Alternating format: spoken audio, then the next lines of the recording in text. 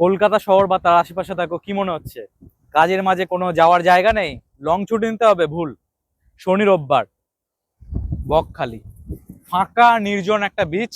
এখন কিছু লোক দেখতে পাচ্ছি সমুদ্রের আর আশেপাশে, একদম কম খরচায় সব থেকে ভালো জায়গা হলো এই বকখালি।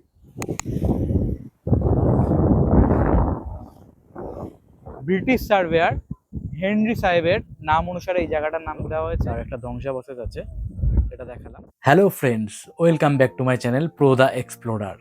আজ আবারও চলে এসেছি নতুন একটা ট্রাভেল ব্লগ নিয়ে। আর আজ যাব বকখালি। চলো তবে এক্সপ্লোর শুরু করা যাক। আর বাকি পার্টনারদের জন্য ওয়েট করছি, তারা আসুক, মেট করাচ্ছি তাদের সাথে। চলো।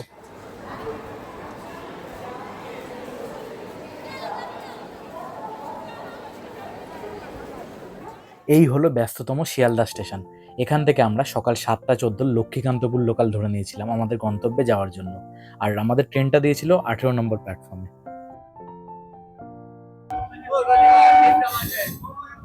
তো এখন বাজে সকাল 7টা 14।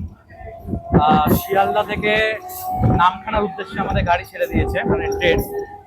তো এটা ওর নাম হচ্ছে লক্ষ্মীকান্তপুর লোকাল। সবুজে ভরা দৃশ্য দেখতে দেখতে এগিয়ে চলেছি। আর হ্যাঁ, এখানে তোমাদের বলে রাখি, নামখানা যাওয়ার জন্য শিয়ালদা থেকে আরো বেশ কিছু ট্রেন ছাড়ে, যেগুলোর নাম আর টাইম ডিটেলস আমি স্ক্রিনে অ্যাটাচ করে দিলাম, তোমরা পজ করে দেখে নিও। তো এখন বাজে 10টা 30। নামখানা আমরা পৌঁছে গেছি।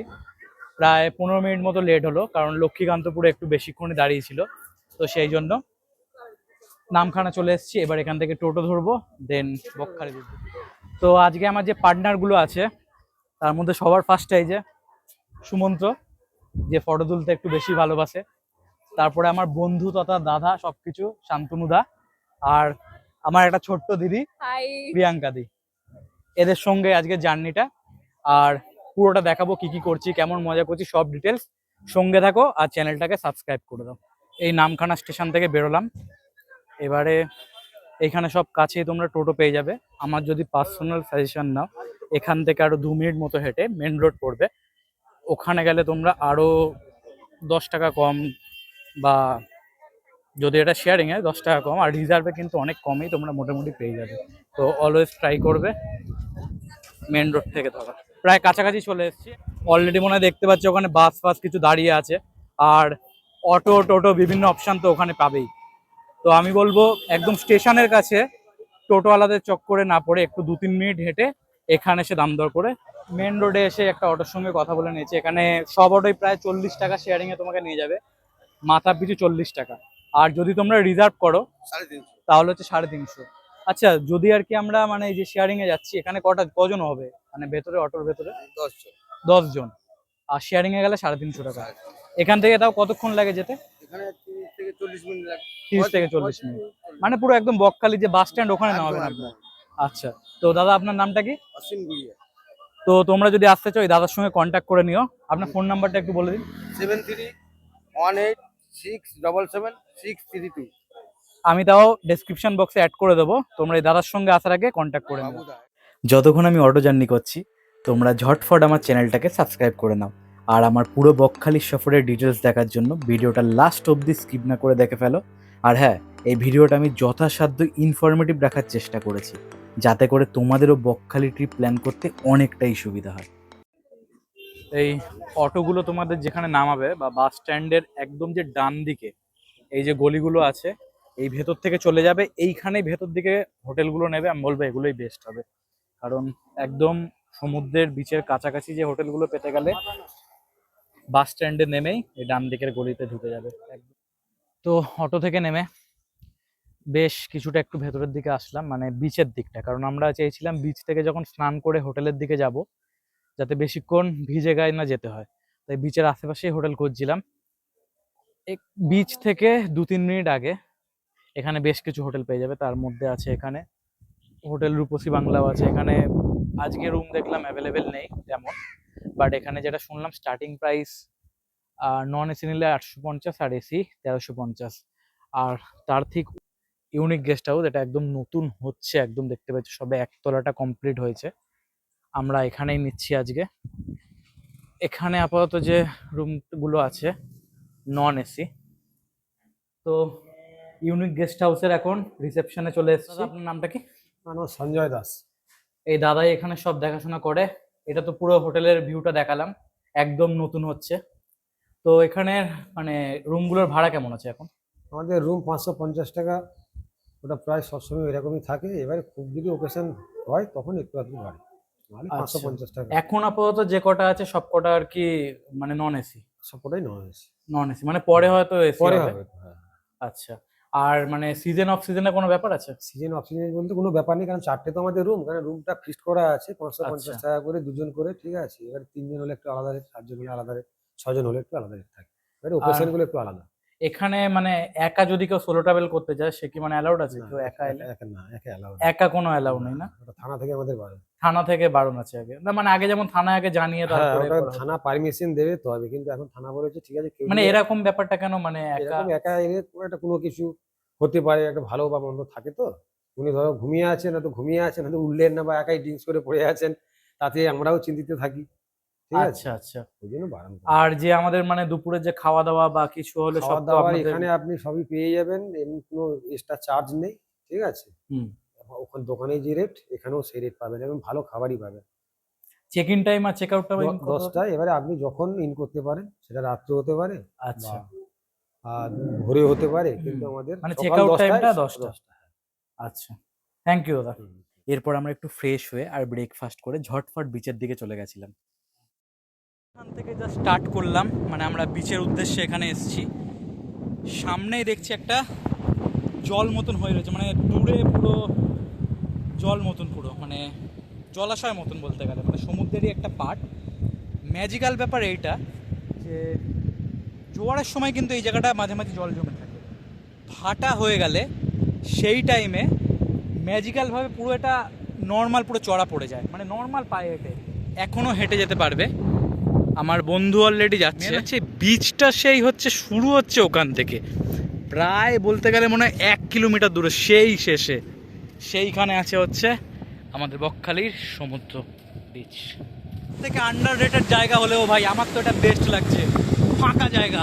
আর কি চাই, কর্পোরেটে সারাক্ষণ মানুষ দেখছি, কলকাতায় সারাক্ষণ মানুষ দেখছি, ফাঁকা জায়গা পেয়েছি, আর কিছু চাই না। তবে সেফটি পারপাসে তোমরা কিন্তু বেশি দূরে যাবে না, কারণ এই বিচে অনেকটাই চড়াই আছে। এইখানেই ঢেউ চলে আসছে, এমনি পুরো গা অলরেডি ভিজিয়ে দিয়েছে। আর কি চাই, আসছে দেখো ঢেউগুলো আসছে, যেতে লাগবে না, এমনি ওরকম বেগ নিয়েই আসবে সেম। আহা, চলো চলো।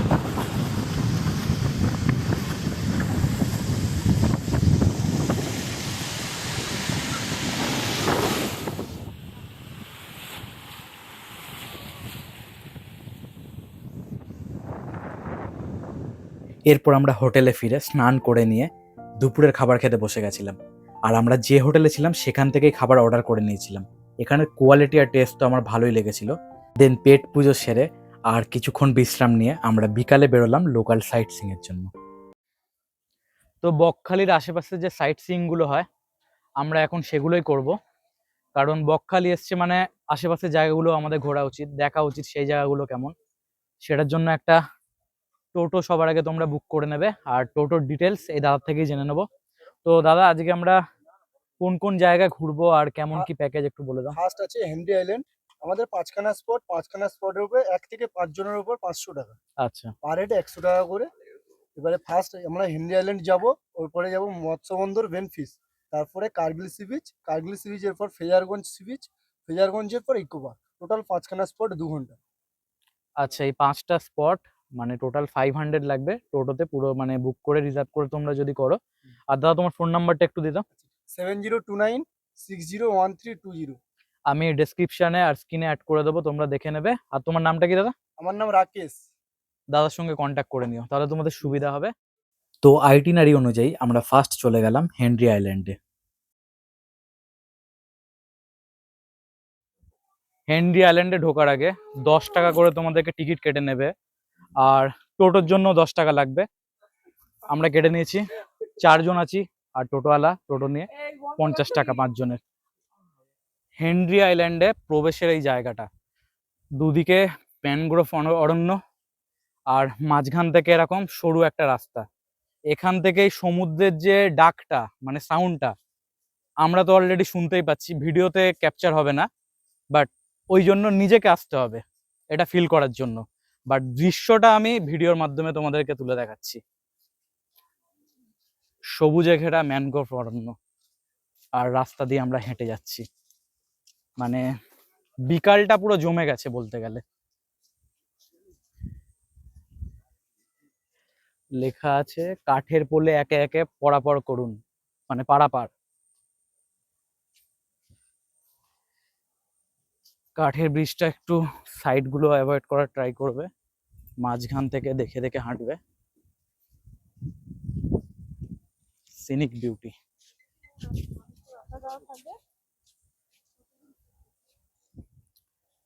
হেনরি আইল্যান্ডের একদম সমুদ্রের কাছে চলে এসেছি।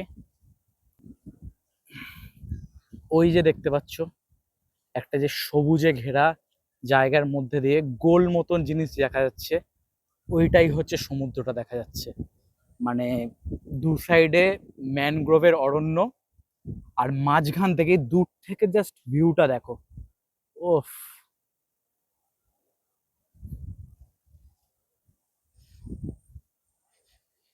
যাচ্ছি আমরা।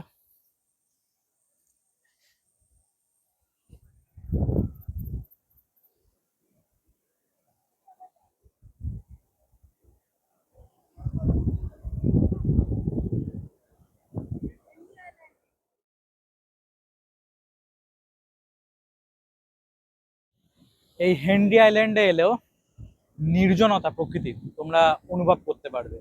তবে এখানে চোরাবালি আর চোরা স্রোতের জন্য এখানে স্নান ভুলেও করতে যেও না।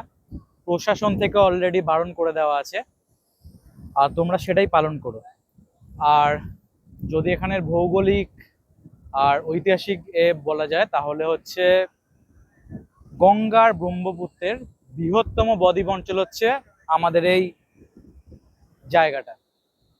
আর আর যদি ঐতিহাসিক নামকরণের কথা বলা হয়, তাহলে হচ্ছে ব্রিটিশ সার্ভেয়ার হেনরি সাহেবের নাম অনুসারে এই জায়গাটার নাম দেওয়া হয়েছে হেনরি আইল্যান্ড।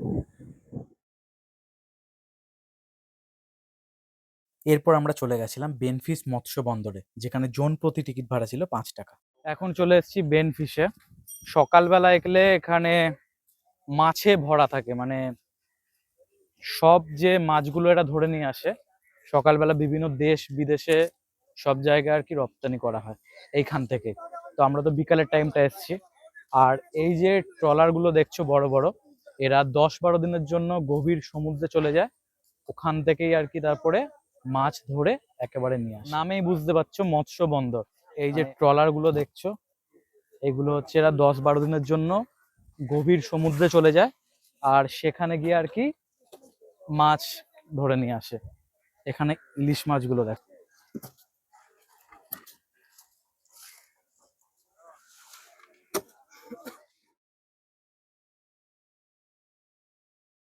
এখান থেকে আমাদের নেক্সট ডেস্টিনেশন ছিল কার্গিল সি বিচ। তো এখন চলে এসেছি কার্গিল সি বিচে। এই জায়গাটা সানসেটের জন্য ফেমাস, মানে এখানে বসে তোমরা সূর্যাস্তটা উপভোগ করতে পারো। আর এইখান থেকেই দূরের মৌসুমী আইল্যান্ড তোমরা দেখতে পারবে। ক্যামেরায় তো ক্যাপচার করতে পারছি না, বাট এখান থেকে দেখা যায়। আর তোমাদের মনে প্রশ্ন আসতে পারে যে কার্গিল সি বিচ নাম হলো কেন। যেটা জানা যায় লোকের মুখে, যে কার্গিল যুদ্ধের সময় শুটকি চাষ নিয়ে, শুটকি মাছের চাষ নিয়ে দুই গোষ্ঠীর মধ্যে অনেকটা ঝামেলা হয়। তো সেই নিয়েই এই জায়গাটার নাম হয়ে যায় কার্গিল সি বিচ। এরপরে গেলাম ফ্রেজারগঞ্জে। তো সন্ধে অনেকটা হয়েছে, এখন চলে এসেছি ফ্রেজারগঞ্জের সি বিচে। আর ফ্রেজারগঞ্জের সি বিচে বলা হয় যে অ্যান্ড্রিউ ফ্রেজার সাহেব এখানে ছিল, তো তার নাম অনুযায়ী হচ্ছে এই জায়গাটার নাম হয়েছে ফ্রেজারগঞ্জ। তোমাদেরকে অ্যান্ড্রিউ ফ্রেজার সাহেবের যে ছিল তার একটা ধ্বংসাবশেষ আছে, এটা দেখালাম। এর থেকে সামনে কিছুটা এগিয়ে গেলে এখানে যেই বড় বাঁধ মতো দেখতে পাচ্ছ একটা, এটা পেরোলেই তোমরা সমুদ্রটাকে দেখতে পারবে। আর এইখানে আসলেই একটা বিরাট বড় টারবাইন দেখতে পারবে। যাই হোক, সন্ধে হয়ে গেছে বেশ। যাচ্ছি, নীল আকাশ, সবুজ ঘাস দিয়ে উঠছি, আর নিচে আবার নীল জলাশয়, সমুদ্র।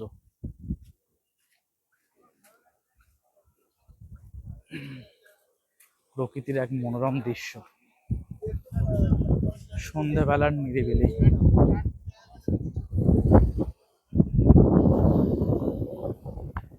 আকাশটাও নীল, নিচেও নীল, তার মধ্যে কিছু সাদা ফেনা। ঘুরতে ঘুরতে অনেকটা সন্ধে হয়ে গেছিল, তাই ইকো পার্কটা আর কভার করা হয়নি। তাই সেখান থেকে আমরা ডাইরেক্ট চলে এসেছিলাম বকখালি বিচে। এটা হচ্ছে বকখালির যে মেন সি বিচটা আছে, সেটা রাত্রিবেলার ভিউ। মানে চারিদিকে দোকান, যেরকম হয় একটা মেলা টাইপের আর কি, যে কোনো মেন সি বিচ গুলোর সামনে সেই রকমই। বাড়ির জন্য তোমরা আর কি নানা রকম গিফট নিয়ে যেতে পারো প্রিয়জনদের জন্য, তো এটাই। এখানে দেখতেই পাচ্ছ বিভিন্ন রকমের সামুদ্রিক মাছ, কাঁকড়া আর অক্টোপাস রয়েছে, যেগুলো তোমরা কিনলে এরা সামনেই বেশ ফ্রেশ ভাবে ভেজে দেবে আর সার্ভ করবে। আমি তো এক জায়গা থেকে কনচার্ট কিনে নিয়েছিলাম, আর সাথে কাঁকড়া মাছ, অক্টোপাস ইত্যাদি তো আছেই। আরো অনেক রকমের খাবার খেয়েছিলাম, আর এই বিচের মধ্যে অনেকটা সময় কাটিয়েছিলাম।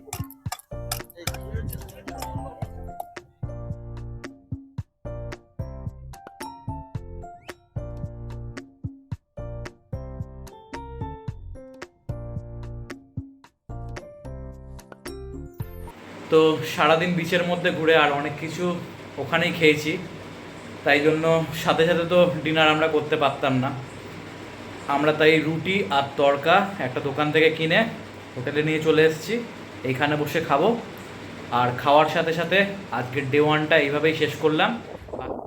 বিচের ধারে হাঁটতে কারোই না ভালো লাগে, আর তার মধ্যে সকাল সকাল ফ্রেশ হাওয়ার সাথে, মানে যতবারই ফ্রেশ হাওয়াটা আমাকে ছুঁয়ে যাচ্ছে, ঘুম থেকে যে উঠছি আরো নিজেকে এনার্জেটিক, মানে আরো আর কি ফ্রেশ করে তুলছে। জাস্ট অসাধারণ।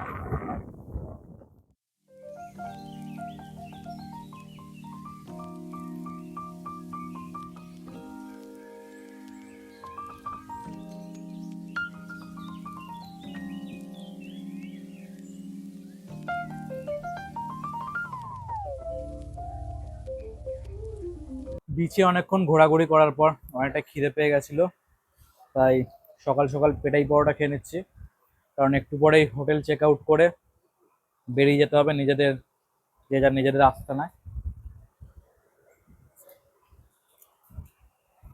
হোটেল চেক আউট করে দিচ্ছি। এইবারে একটু যেটা হয়, বকখালিকে বিদায় জানাচ্ছি। সামনের দিকে আমরা অটো ধরার জন্য চলে যাচ্ছি, কারণ টোটোগুলো এখানে দাঁড়িয়ে আছে, তোমরা যে কোনো হোটেলের সামনে দেখবে এরকম টোটোগুলো দাঁড়িয়ে থাকে। ফেরার সময় এখান থেকে ডাইরেক্ট স্টেশন ওরা নিয়ে যাবে, বাট আমরা শেয়ারিংয়ে করেই যাব অটোতে, তাই জন্য মেন রোডের দিকে হেঁটে যাচ্ছি। মেন রোড থেকে শেয়ারিং অটো ধরবো, কারণ বাজেট ফ্রেন্ডলি আমার তো ওটাই মনে হয়, আর অনেক তাড়াতাড়িও পৌঁছে দেবে অটোগুলো। তো এখানে আমাদের হোটেল থেকে চলে যাচ্ছি নামখানা ট্রেনের দিকে, স্টেশনে যাব, ট্রেন ধরবো, বাড়ি। তো আবার চলে এসেছি নামখানা স্টেশনে, এখানেই আমাদের জার্নি শেষ হচ্ছে। তো আমার বকখালি সফরের 1 রাত 2 দিনের প্ল্যান এখানেই শেষ হলো। ভিডিওটা কেমন লাগলো অবশ্যই কমেন্ট করে জানিও, আর সাথে যদি ভালো লেগে থাকে লাইক, শেয়ার আর সাবস্ক্রাইব অবশ্যই করতে হবে। পরের ভিডিওতে আবার দেখা হবে, ততদিন তোমরা ভালো থেকো। চলো টাটা।